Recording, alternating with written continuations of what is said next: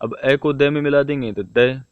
उपपद समास, प्रातिपदिक संज्ञा, सुपों का लुक। अब हमारे पास शेष क्या रहा? गोद है। स्वादोत्पत्ति विभक्ति कार्य, गोद है, रूप बन गया ना। कोई कठिन नहीं है, बिल्कुल आसान है।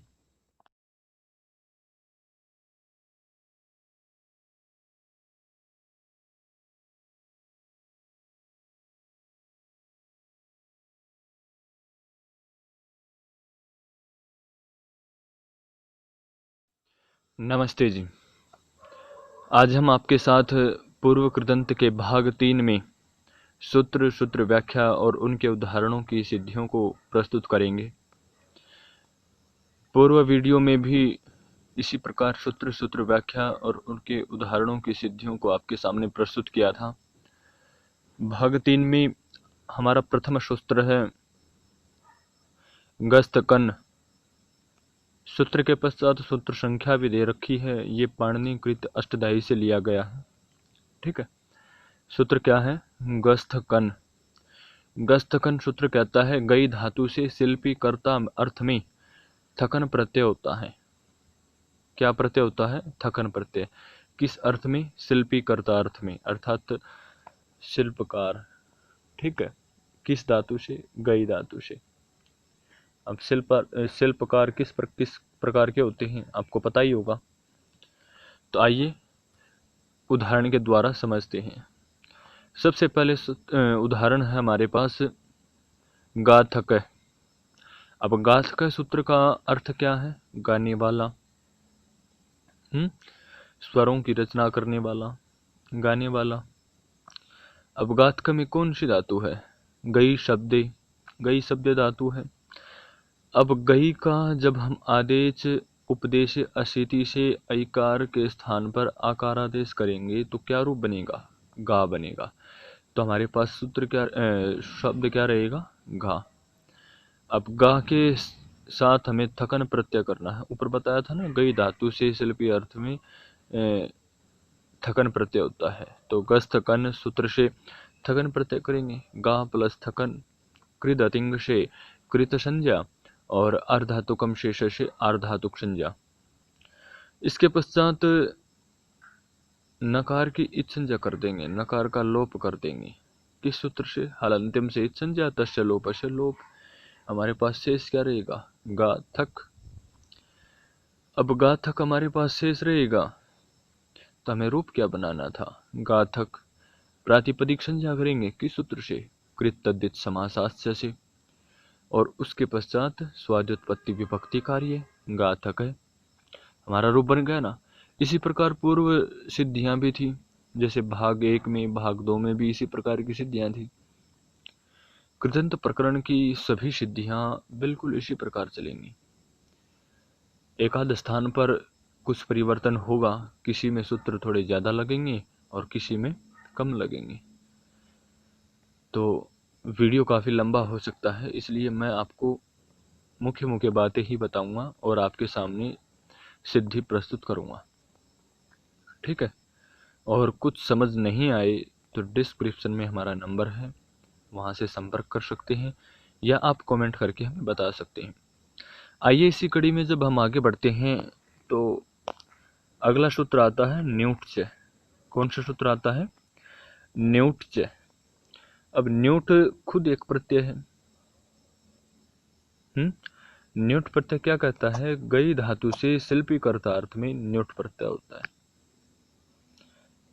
अब गई धातु में कौन सा प्रत्यय था पहले? थकन प्रत्यय। अब न्यूट प्रत्यय भी आ गया। अब वही धातु है गई शब्द। रूप क्या बनाना है? गायन अर्थात गाने वाला। ठीक है। वहां पर गाथक था। अब वही आदेश उपदेश अशीति सूत्र से ऐकार के स्थान पर ऐकार आदेश। ठीक है। गा बन गया। गा फिर न्यूट से न्यूट प्रत्यय। कृत संज्ञा, अर्धातुक संज्ञा। न्यूट के नकार की और टकार की इच संज्ञा। नकार की होगी चुटु से, टकार की होगी हलंत्यम से, और तस्य लोप से लोप हो गया। हमारे पास शेष रहा यू। अब हमें गा ये न बनाना है, हमारे पास गा प्लस यू शेष रहता है। यू और वो के स्थान पर अन और अ का आदेश होता है। आपने सुना होगा, पढ़ा होगा सूत्र, नहीं पढ़ा तो अब देख लो, बहुत ही महत्वपूर्ण सूत्र है। सूत्र है यू और ना कहो। कौन सा सूत्र है? यू और ना कहो, अर्थात कहता है यू और वो के स्थान पर अन और अ का आदेश होगा। अब हमारे पास क्या है? यू के स्थान पर क्या होगा? अनादेश। तो गा प्लस अन, गा प्लस अन। अब गा प्लस अन तो हो गया, हमें यह भी लेके आना है। अब ये किससे आएगा? फिर एक सूत्र आता है अतो युक चिण कृतो। अतो युक चिण कृतो क्या कहता है? क्या करता है? युक का आगम करता है। किसका आगम करता है? युक का। अब युक का आगम हो जाएगा तो गा युक अन। अब युक का भी लोप हो जाएगा, क का और उकार का। किससे? उकार का उपदेश से, अज अनुनासिक से, क का हलंत्यम से, तस्य लोप से लोप। ठीक है। अब जब भी हम किसी का लोप करेंगे पहले उसकी इच संज्ञा करेंगे, इच संज्ञा करने के पश्चात ही हम उसका लोप कर सकते हैं। ठीक है। अब हमारे पास क्या रूप शेष रहा? गा, ये आधा है, ए नहीं है इसमें, और अन। अब गायन, इनको मिला देंगे तो गायन प्रातिपदिक संज्ञा और स्वाद्योत्पत्ति विभक्ति कार्य गायन है। देखो कितना आसान था। इसमें नए सूत्र कौन कौन से लगे? एक तो यू और ना को, एक आ तो युग चिण करता हूं, एक न्यूट से जो प्रत्यय करता है। तीन ही सूत्र नए लगे हैं, बाकी तो पूर्व सिद्धि के अनुसार ही है, कोई कठिन नहीं है। आइए इसी कड़ी में आगे बढ़ते हैं। अगला सूत्र है हमारा हस्य व्रीहि कालयोः। क्या है? हस्य व्रीहि कालयोः।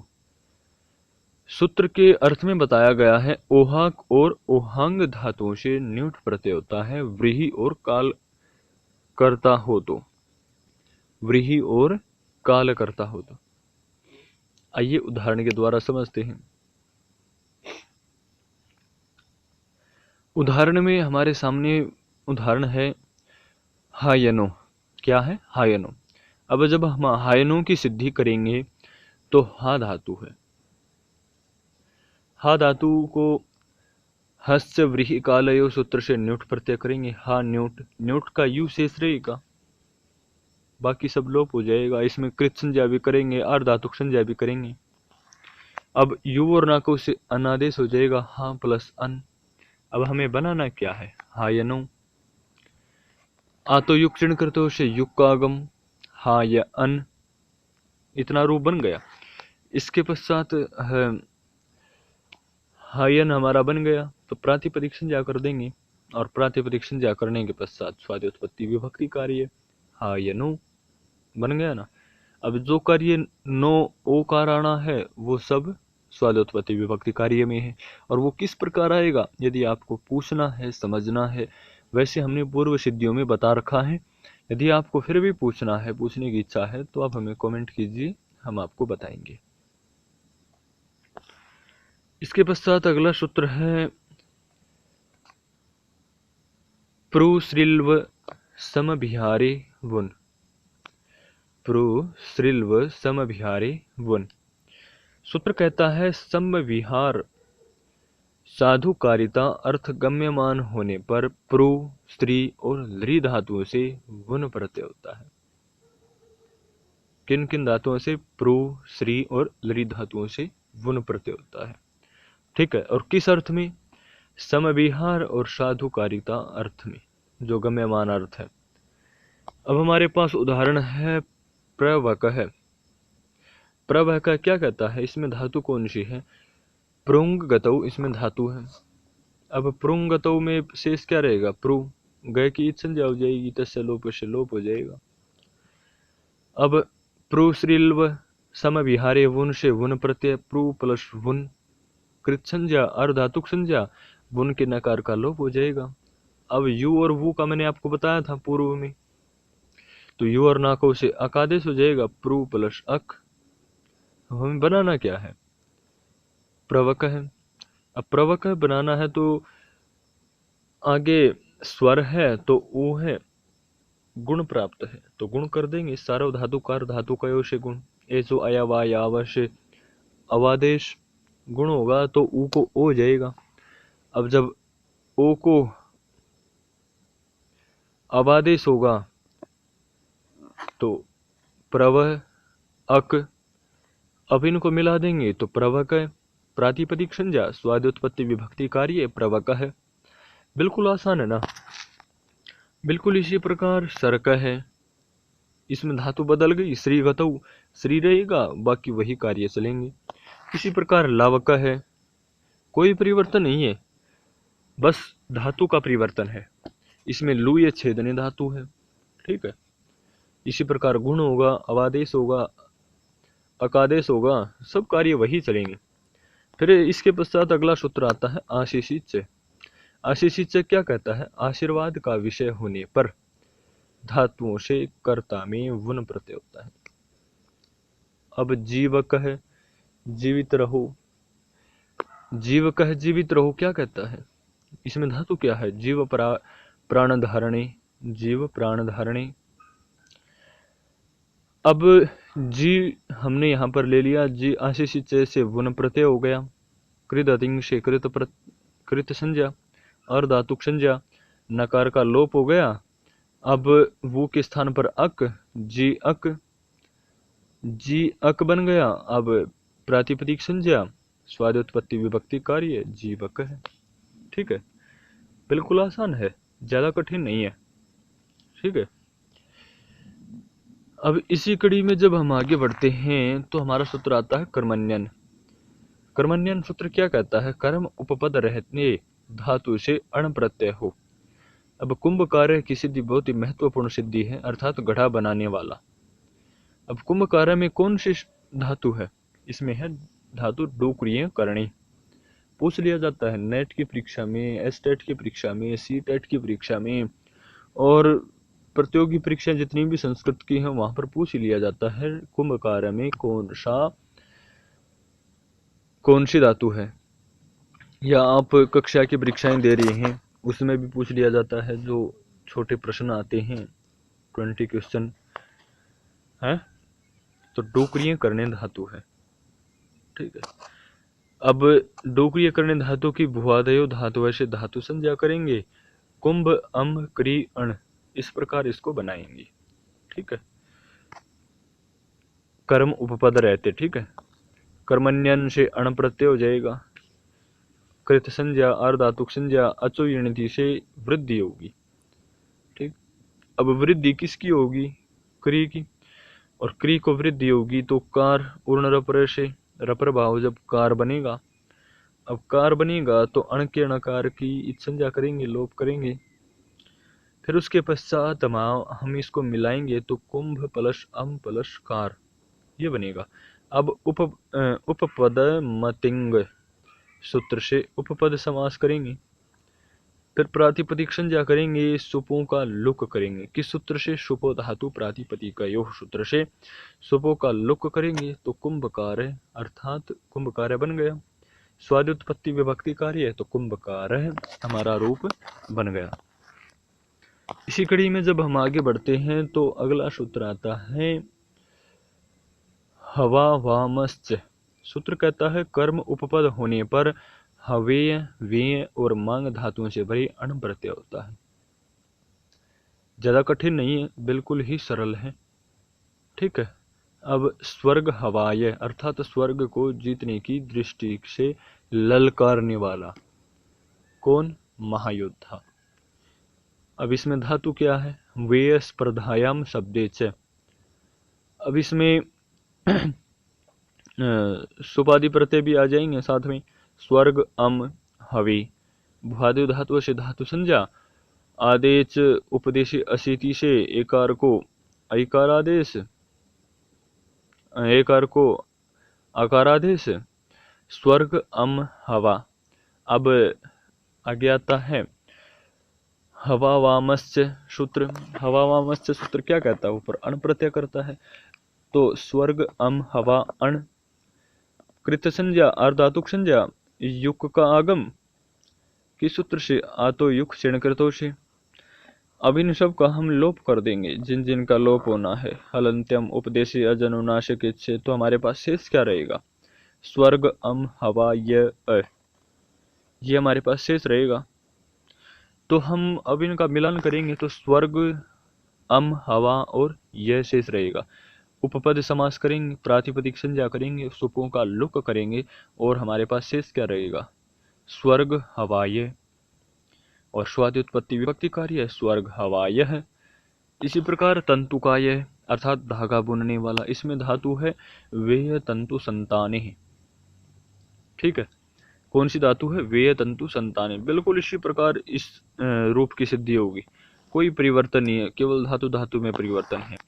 इसी प्रकार धान्य माय है, धान्य को मापने वाला, इसमें धान्य मायते से धातु है, बिल्कुल इसी उसी प्रकार रूप चलेगा।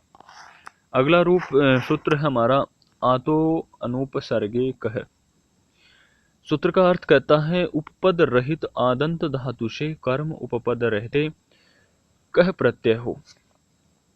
उपसर्ग रहित आदंत धातु से कर्म उपपद रहते धातु से कह प्रत्यय हो। आइए सिद्धि करते हैं। गोदह सिद्धि है अर्थात गौ देने वाला। धातु क्या है? गाम ददाती। तो गो अम दा ये हमारा रूप है, इसकी हम भुआदेव धातु से धातु संज्ञा करेंगे। आतो अनुपसर्गे कह सूत्र से कह प्रत्यय करेंगे, गो अम दा कह, इस प्रकार रूप बनेगा। इसी प्रकार जब हम आगे बढ़ेंगे तो लसक व तदितीय से ककार की इच संज्ञा करेंगे, ऐसे रहेगा जो कह प्रत्यय लेके आए थे हम, ऐसे रहेगा। तो गो अम दा ए। ठीक है, आतो लोप इटी से अकार के स्थान पर अकार के परे रहते आकार का लोप हो जाएगा। अब अकार के परे रहते आकार का लोप हो जाएगा। ठीक है, अब हमारे पास शेष क्या रहा? जो दा में आकार था उसका लोप हो गया, गो अम द ए। अब ए को द में मिला देंगे तो द। उपपद समास, प्रातिपदिक संज्ञा, सुपों का लुक। अब हमारे पास शेष क्या रहा? गोद। स्वादोत्पत्ति विभक्ति कार्य, गोद है, रूप बन गया ना। कोई कठिन नहीं है, बिल्कुल आसान है। इसी प्रकार पार्षणित्रम अर्थात पैर के मूल भाग की रक्षा करने वाला, बिल्कुल इसी प्रकार है। ऊपर से जब हम चलते हैं बिल्कुल इसी प्रकार तरीको आदेश उपदेश शीति से एकार के स्थान पर आकार आदेश जाएगा। पार्षणी अमत्रा इस प्रकार रूप बन जाएगा और क प्रत्यय जाएगा, क का ऐसे रहेगा और आतोलोपेटी जैसे आकार का लोप हो जाएगा, त्रैशेष रहेगा। और बिल्कुल इसी प्रकार पूर्व सिद्धि के अनुसार ही है। कुछ समझ में नहीं आए तो आप हमें बताना। इसके पश्चात कम्बलदह है। क्या है? कम्बलदह। कम्बलदह क्या कहता है? इसमें धातु क्या है? कम्बलम ददाती, धातु नहीं कम्बलम ददाती, इसका वाक्य बनाया है। तो कम्बल अम दा भुआदेव धातु से धातु संज्ञा और कह आतो अनुपसर्गे कह प्रत्यय। बाकी सभी कार्य उसी प्रकार पूर्व सिद्धि के अनुसार ही चलेंगे। ठीक है, आर्धातुक संज्ञा, कृत संज्ञा, आकार लोप, बाकी सारे कार्य पूर्व सिद्धि के अनुसार चलेंगे। इसी प्रकार गोसंदाय है, गाम संददाती। ठीक है, बिल्कुल पूर्व सिद्धि के अनुसार ही चलेंगे। कृत संज्ञा, आर्धातुक संज्ञा, युकागम, उपपद समास, बाकी सभी कार्य ऊपर के समान चलेंगे। एक वार्तिक आता है, इसके पश्चात मूल विभुजादिभ्य कह।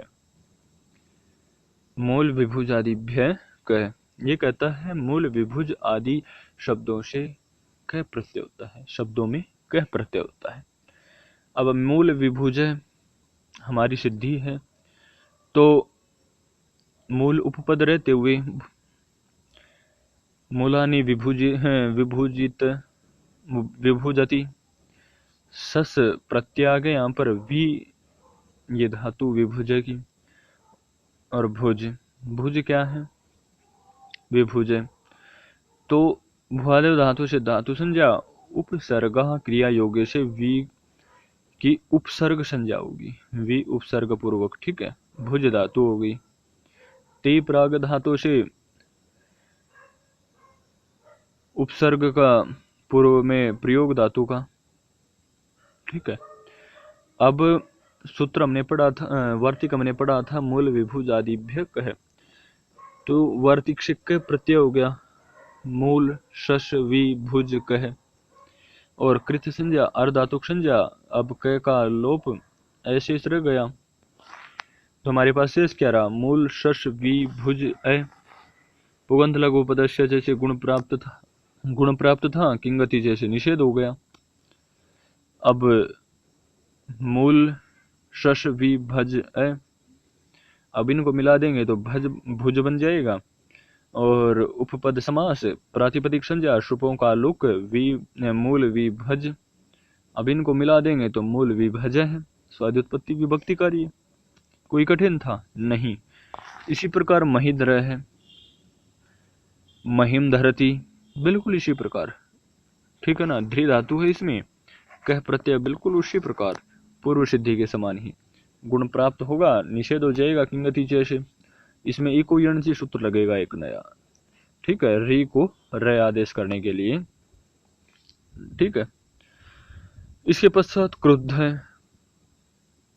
कुम धरती। ठीक है, इसमें भी ध्री धातु है, बिल्कुल पूर्व सिद्धि के समान ही इसका भी कार्य चलेगा। ठीक है, आज के लिए इतना ही। आशा करता हूं हमारा यह प्रयास आप सभी के लिए अत्यंत लाभकारी सिद्ध हुआ होगा।